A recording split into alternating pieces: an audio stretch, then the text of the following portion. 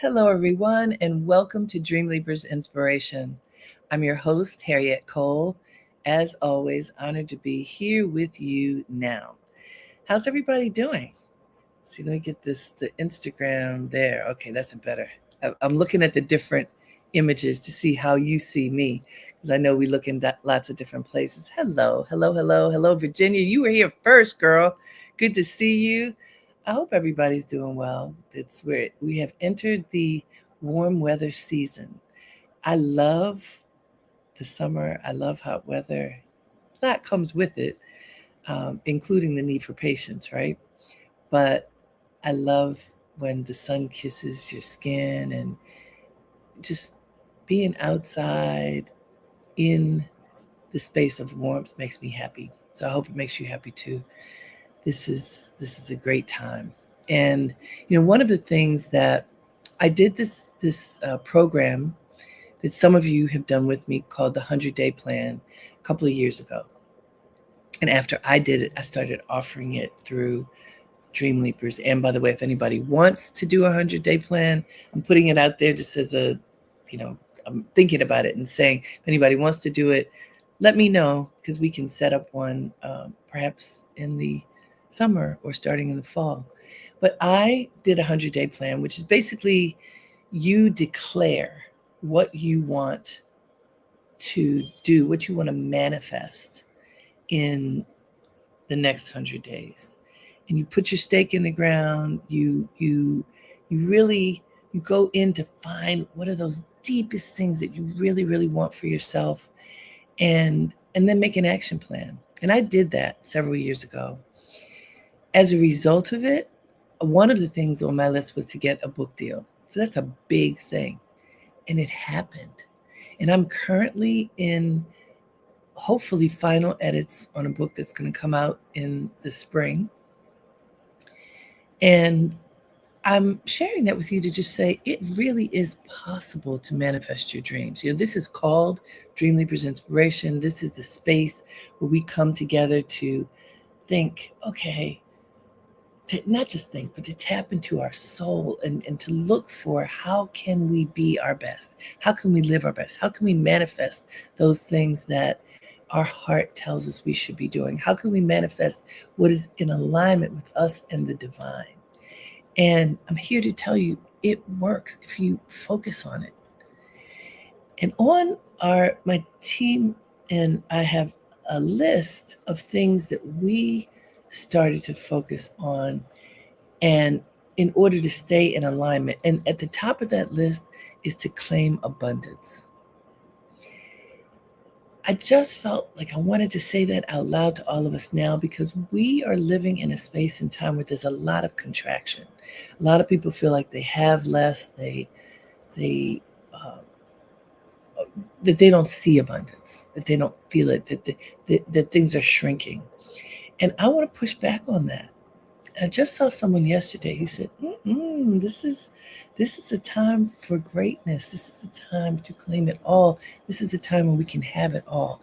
And that attitude is so important, because it is really easy to count the pile of things that is difficult and go, oh, how can I get past this? How can I trudge past this thing or that thing?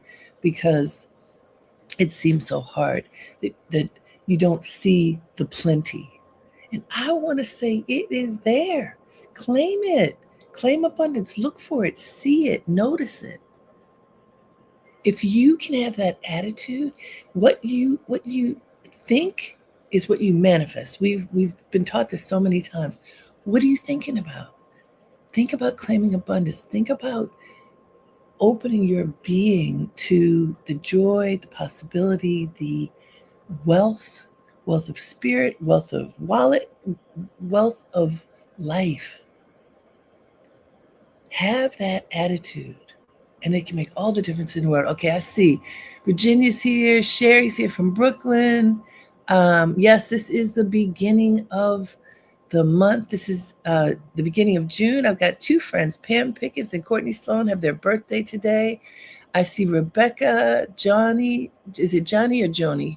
Hello, everybody. Thank you for being here. I really want to thank you for being here and also point out that today's focus, while I'm talking about claiming abundance, and this is part of the abundant universe, the focus today is on friendship. So I like seeing all of you coming in, and please feel free to tell me where you are tuning in from. Friendship. What kind of a friend are you? What kind of a friend are you? Oh, Johnny's from Baltimore. Oh, Joni. I know Joni. Hi, Joni. Hey, Mr. Darrell.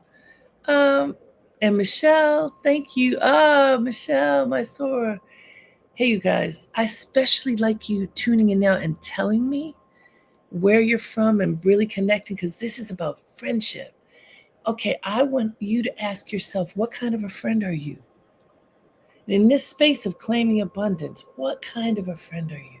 How do you treat people? What kind of friend do you want? What does friendship mean to you? Rebecca is here from Harlem. Hey, Rebecca. What kind of a friend are you? What kind of a friend do you want to be? What is your relationship to friendship? I think this is really deep, because friends are your chosen loves, your chosen family. How do you treat your friends? How do you want to be treated? How do you treat your friends? And so today's focus is to be the friend you want to have. DMV. Oh, I love that you all are telling me where you're tuning in from. Thank you. I really want you to think about this for a minute. So, and we're thinking from the space of abundance, but also just think from the space of truth. What kind of friend have you been? How have you shown up for the people you love, who you call your friends? Have you been consistent? Have you been thoughtful? Have you listened? Are you the friend who calls and talks, and you don't even really know what's going on with your friend because you've been the one talking? Okay, and sometimes that's what you need. Sometimes you need to talk. Well, how conscious are you in your friendships? So I'm going to give you a ton of examples, and then I have an amazing quote. I just spoke to a friend the other day, a new friend, but we've become close. And we check in on each other. And y'all who know me know I am really busy. So long conversations don't really happen, but check-ins happen. And so she hadn't been feeling well. She'd had some really great things happen and some other things happen. So I checked in with her, and on this particular day, there was a lot stirred. And I appreciate what happened. I checked in with her. We talked. We began talking, and she said to me, I could tell that she was agitated. And she said, I need to vent. Is it okay? That was beautiful. Then I knew this is not going to be the conversation where we're sort of volleying back and forth. She needed something. She asked for permission for that to be the nature of our conversation, and then it was. And I was fine with that. And a couple of times she said, I know I'm venting. Thank you for letting me vent. So she was conscious of the fact that she was absorbing the time in that way. It was fine. I didn't have any issue. Now, if I had needed to address something, I could have said, yes, but there's one thing I want us to talk about. Or, no, I really don't have time right now. Let's talk a little bit later. I loved the way that this woman handled this conversation because it was respectful of both of us. It was acknowledging where she was, and in the swirl of emotion where she was, she did not have the space to be a listener at that time. She needed to be able to let things go. And I was in a space, I had a few minutes, not long, I had a few minutes. And during those few minutes, I was able to receive and let it go. I didn't hold on to the burden that she shared with me. I received it. I let it go. I also didn't give her advice. How many times do you have stuff that's going on with you and you share it with somebody and they try to solve it for you? I hate that. I hate it unless that's what I want and that's what I've asked for. A lot of times you don't want advice. You just want to be able to get it out in a safe space where you feel that it's not going to go anywhere. It's confidential, but you can release it. That's the kind of friend I want to have. That's the kind of friend I want to be. I want to be an attentive, aware, listening, thoughtful friend. Now, I have other friendships, and friend is all relative, because this has to do with how close do you let people in. There's another person who I've been friends with for a long time, and I know that she's not a good listener. So it's a bit one-sided. When we talk, usually she's going on and on and on and on and on. If I want to get something and I pick one thing that I want to share, because pretty much after that, she's going on. Now, is that how I want a friendship to be? No, but I like her and we share some interests and commonalities. But I have learned, and you can hear it in my voice, this is not a confidant. This is not someone who I would go to like with the other friend, I need to vent. Absolutely not, because she's not going to listen. This is more one-sided.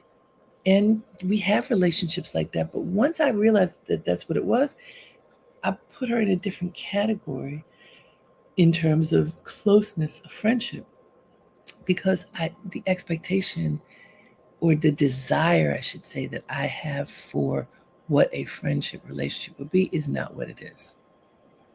And so that's okay.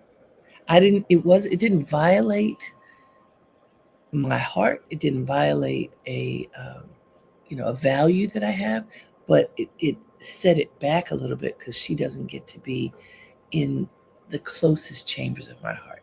I hope that makes sense to you. Hey, Dawn Kelly, how you doing, girl? And I know, Dawn, you're in Queens, right? And Sherry is in Chicago. I love that we're all over. And Miss Fallon is in Montgomery, Alabama. All right, y'all. We are together in lots of different places. So, and Fallon is also my wonderful producer. Fallon, let's pull up the quote. I love the quote that I picked for today. It says, "The friend who can be silent with us in a moment of despair or confusion, who can stay with us in an hour of grief and bereavement, who can tolerate not knowing, not healing, not curing. That is a friend who cares." From Henri Nouwen. Okay, we're going to break this one down. This is because I just love this as I was looking. So let's look at the first part, first phrase. The friend who can be silent with us in a moment of despair or confusion. Think about that. We all have despair and confusion. Life has everything. So the friend who can be silent with us when you don't have to say anything, you're just together, you're present in a moment of despair. Like sometimes there's nothing to be said. You're just there, that like the love throbs and you know that somebody's got your back and is there with you, right? The friend who can be silent with us. It's with, it's not next to, it's with, it's an embrace of silence in a moment of despair or confusion. Not trying to solve it, just being present. Next phrase, who can stay with us in an hour of grief and bereavement. Okay, many of us experience loss. We all do at some point, but right through here, for a lot of folks I know, there's a lot of loss, a lot of love, a lot of loss. How do you stick with someone during that space? Because it can be really uncomfortable. Again, you don't necessarily have to say anything, but who can stay with us in an hour of grief and bereavement? I have one friend whose mother passed before mine, probably a couple of years before mine. And, it's been a year since my mother passed. And when my mother passed, she called me regularly to just check in and ask me to tell her things about my mother. And it was beautiful. She did not call so much to tell me about her mother, even though she did tell me that what was happening for her was she had a sense of what I must be experiencing because she had gone through this. And when you lose your mother, it's not like the experience goes away, right? She was tender, remembering her experience of losing her mother, and called me regularly in those early days to just check in. And how are you doing? What are you thinking? What are you remembering? Or just being. And I really appreciated that. The friend who can tolerate not knowing, not healing, not curing. Okay. Sometimes your friend is there. I'm not even sure what's going on. I just know you need me. I know you need a hug. I know that you need me to be close. I can't heal you. We really can't. We can love people to a better space, but it's not my job as your friend to heal you. It's not my job to cure you. It's not my job to fix whatever is wrong. It's my job to be present and to love you. How powerful is that? So let me read this whole quote again and just take it in. Close your eyes for a moment. I really want you to sit with this because I think it is so incredibly powerful. The friend who can be silent with us in a moment of despair or confusion, who can stay with us in an hour of grief and bereavement, who can tolerate not knowing, not healing, not curing. That is a friend who cares. Powerful, huh? And so as you sit with that, do you see yourself in that? Do you see yourself as a friend who can be silent with other friends in a moment of despair or confusion? Do you see that? Have you done that? Have you had the capability to do that? Because, by the way, it is hard to do.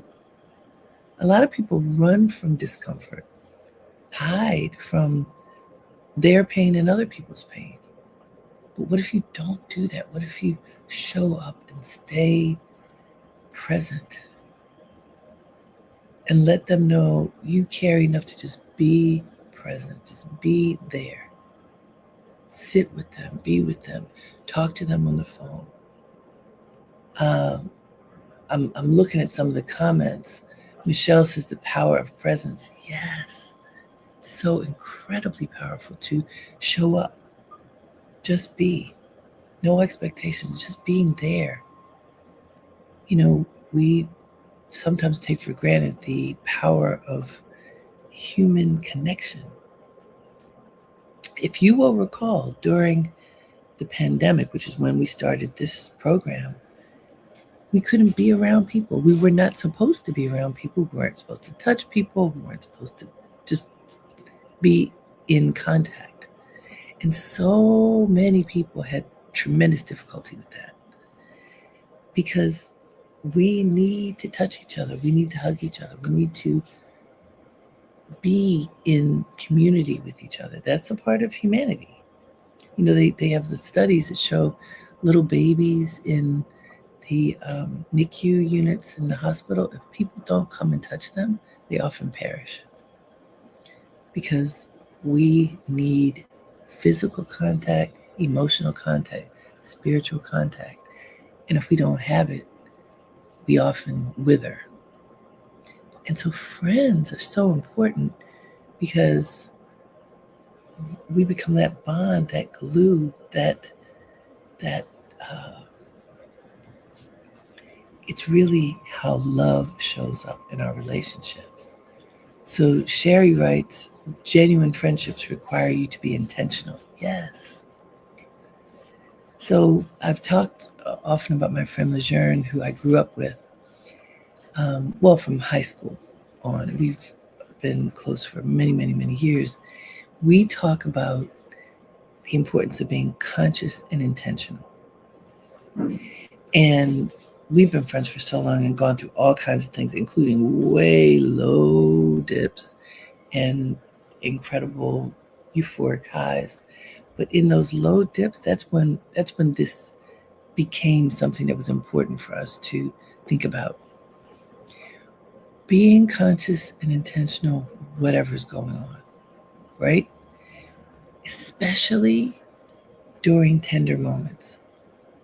What is happening? Are you aware of what's going on? Have you enough space to sit back and take a breath and notice your environment, notice your surroundings, notice who is there, what are you doing? To be conscious, to be aware. And then in that awareness, what do we do? Being intentional about where you plant your feet, about what you allow yourself to see. Virginia says, thinking a card of you can feel so good. Yes, thinking of you card can feel so good. It can. We will wither without human connection, Sherry says. We do. It's so incredibly true. We do. And so there's this notion of, I just mentioned about where you put your eyes. What do you see? And I've mentioned this before. I'm from Baltimore. In Baltimore, the way I grew up anyhow, you walk down the street, you see someone, you greet them, good morning, good afternoon, good evening, whatever. You don't have to know the people. You just don't walk by someone without greeting them, at least as I was growing up, because it's considered bad manners. So I moved to New York City, and I went to Howard, but DC is kind of like that too, or at least where I was. And then I'm in New York City, and my first job for Essence Magazine was in Times Square. And this is when Times Square was really seedy. And meaning there were XXX clubs and like just lots of liquor stores, places, like a lot of people who were indigent. Now it looks like Las Vegas, and there were tons of tourists. It wasn't like that then. And I remember that I was walking from the subway to my job, and people would say hello, and I would say hello. And then people started following me down the street. I was like, ooh. And who was following me down the street was not necessarily who I was looking to attract, right? And so I noticed, as an observer, I noticed New Yorkers kind of have tunnel vision. They don't see everyone because you can't really get to your destination if you are constantly, there are too many people. You cannot say hello to everyone. You have to be selective.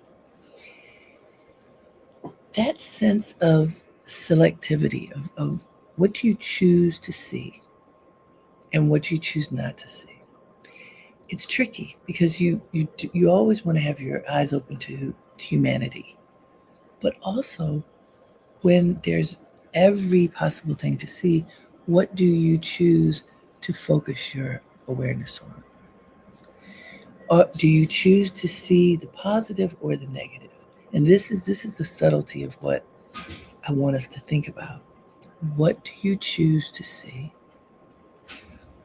What do you choose to embrace? What do you choose to cultivate?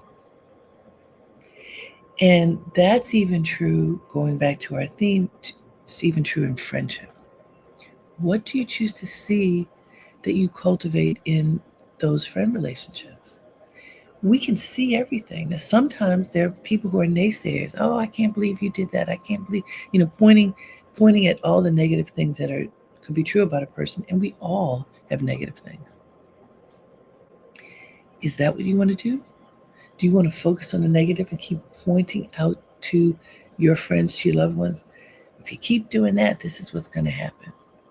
Or do you want to flip it? And if you do this, this can happen. If you make this choice, this can happen. Consciously, if you have the awareness to see, there's a great thing that I've experienced and I'd love to share it with you. When I listen to you, I hear the potential for X. Have you ever thought of this? Is different from fixing someone. It's looking through a lens of light and possibility and potential and sharing that energy with others. It's also being able to be present, as the quote said, without judgment and just being. And the step further I want to take is infusing light into it, infusing God's grace into it, which is always there. But if you don't allow yourself to see it, then what? It is possible to choose happiness and joy even in the worst situation. It is possible to see that in a relationship with others even when things are not going well. It is possible to stand in the space of strength and peace even when it feels like things are falling apart around you. And in my experience, one of the easiest ways to make that happen is something my mother and grandmother used to say: keep good company. Going back to friends. Who are the people you surround yourself with? How do you take care of them? How do they take care of you? And how are you nurturing this relationship so that you are buoyed, so that you feel stronger, so that they feel stronger, so that you can withstand the things that happen in life, right? So Nesper says, I love this message. It's much appreciated. Yes. Sherry says, still happen in certain community neighborhoods, especially during early morning times. Yes, good morning is a good time to connect in this way. Being present without judgment is not always easy. It is usually difficult. We pass judgment. We're humans. We have thoughts and feelings and beliefs and worldviews and ways of looking at things. And sometimes we just need to vent and get it out and be abrasive. If you do that in a covenant, it's protected, so you're not hurting anybody by just sharing your feelings. Good, you let it go. This is also where meditation is incredibly helpful. If you are able to breathe and sit and be in the space of grace and allow the negativity to dissipate so you don't have to hold on to it. The judgment, you let go, the judgment of yourself, the judgment of others, the judgment of your loved ones. Let it go and just be present and know that you aren't alone, because God's grace is always there. And for most of us, there are people we love who are always there. So we want to nurture those relationships. So as we leave today, I want to go back to the quote for a moment, because I want you all to kind of sit with this quote this week. The friend who can be silent with us in a moment of despair or confusion, who can stay with us in an hour of grief and bereavement, who can tolerate not knowing, not healing, not curing, that is a friend who cares. And I ask you, are you that friend? Can you be that friend? Can you align yourself with these ideas so that you can live like that? Because if you can be that kind of a friend, For me, that's the kind of friend I want to have. I want to have somebody who is there with me, who's not judging me, who has my back, who's willing to go through the storm with me and not smother me, just be present. That's the kind of friend I want to be. That's the kind of friend I want to have. And it definitely requires a lot of things of you. You can't be too needy. If you are too reliant on a friend to do something for you, it's not going to work. If you're expecting someone to fulfill you, it's not going to work. You have to do the work on yourself, but also show up for the people you love. Joni says, know what your friends have to offer. One person cannot satisfy every aspect of your life. Okay, maybe there is that one. Know your circles. I love that, Joni. Honestly, I don't think one person can. Putting that on one person is too much, I think. Because if you can't do it for yourself, why can somebody else do it for you? We have to be there for ourselves and be present enough and aware enough to curate the relationships that are close to us so that the supports that we need, the hugs that we need, that they're there and that we're offering them to others too. So I hope you sit with this idea and allow it to, settle inside of you. And then notice who your friends are and how you treat them this week. Pay attention to how you engage others because it's possible to enrich those beautiful relationships that you have if you focus on them and pay attention to them, and they are worth it.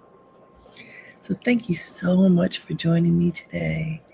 It's always wonderful to be together. Thank you to all of you who wrote in. It feels good when we connect with each other and we hear it. Everybody's all over the place. It's fantastic. Until next time, have a great day and make it count. Namaste.